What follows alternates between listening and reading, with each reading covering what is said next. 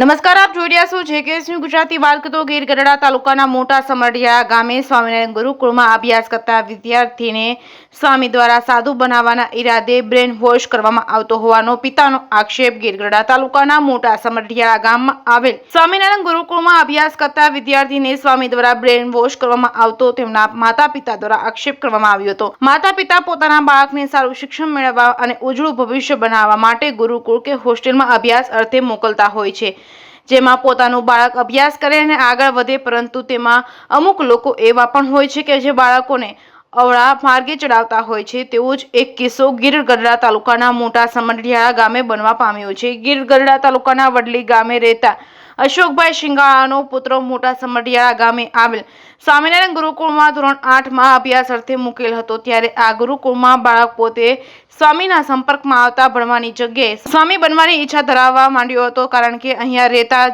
જનાર્દન સ્વામી નામના સાધુએ સ્વામી બનવાની પ્રેરણા આપતા અને યુવકનું બ્રેન વોશ કરવાનું શરૂ કર્યું હતું। આ યુવક ધોરણ 8 થી 10 સુધી 3 વર્ષ અભ્યાસ કર્યો હતો। ત્યાં સુધી બાળકે પોતાના ઘરની મોહમાયા મૂકી દીધી હતી અને ગુરુકુળથી પિતા ઘરે લઈ જાય તો બાળક ગુરુકુળ જવાની જીદ પકડતો હતો અને પિતા ગુરુકુળ જવાની ના પાડે તો ખાવા પીવાનું છોડી દે અને એક રૂમમાં પુરાઈને રહેતો હતો અને બાળક સતત સ્વામી જનાર્દન સાથે વાતો કરતો હતો, જેની જાણ પિતાને થતાં જ અશોકભાઈ શિંગાળાએ પોતાના પુત્ર અને જનાર્દન સ્વામીની વાતનું રેકોર્ડિંગ સાંભળવા એક એપનો ઉપયોગ કરતા જનાર્દન સ્વામીએ અને વિદ્યાર્થીની વાતોના સંવાદો મળી આવતા સમગ્ર ભાંડો ફૂટતા વિદ્યાર્થીના પિતા પણ ચોંકી ઉઠ્યા હતા। સ્વામી દ્વારા હજુ સુધી કોઈ પ્રતિક્રિયા આપવામાં આવી નથી। જેકેએસની ગુજરાતી સાથે કાળુ આહિર દેવ। મારું નામ જયશ્રી અશોકભાઈ શિંગાળા છે। મારો એક જ છોકરો છે, 2 છોકરીઓ છે, એક ખોટનો છોકરો છે ને એ સમઢિયાળા ગુરુકુળમાં ભણે છે ને ત્યાંથી સ્વામી મગજમાં કંટ્રોલ કરી લીધો છે। એટલે એ એનું સ્વામી કે એમ કરે છે, અમારું કોઈને માનતો નથી કાંઈ અને ગેરવ્યવહાર કરે છે, કોઈનું માનતો નથી, એવું બધું કરે। આમ ઘરમાં રહેતો નથી, ઘરમાં રહેતો નથી, ખાતો પીતો નથી, સ્વામી કહેવાથી ખાતો નથી, એનું અમે રેકોર્ડિંગ કરેલું છે।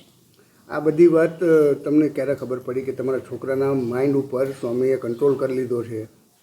ક્યારે ખબર પડી?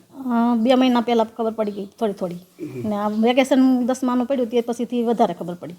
તેડવા ગયા તો આવ્યો નહીં, બીજી વાર અમે પરાયણે લઈ આવ્યા અહીંથી ભાગી ગયો, 2-3 વાર એવું ભાગી જવાનું કર્યું ને પછી સ્વામીને મારા છોકરાએ વાત કરી તો એણે કહી દીધું કે તું આવી રીતે કરજે, ખાવા પીવાનું બંધ કરી દે એટલે તને ત્યાં મૂકી જાહે।